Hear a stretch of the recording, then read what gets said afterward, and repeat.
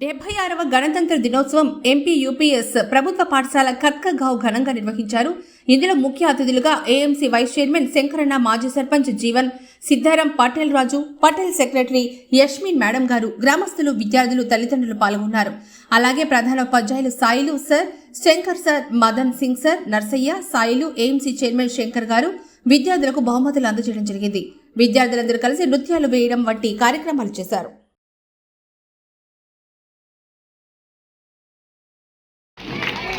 ఇప్పుడు ద్వితీయ బహుమతి ద్వితీయ ముందు జరిగిన తర్వాత ఫోటో దిగండి అందరూ ఒకసారి. మళ్ళీ వెనక జరగండి. చరణ్ వెనక. ఓకే,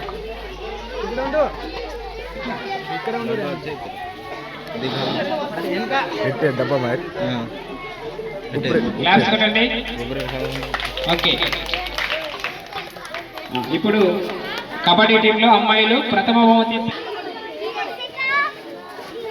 సింధు కూడా వీళ్ళ టీంలోనే ఉండే. దా వచ్చే సింధు రాలేదా? చెప్పలు ఫోటో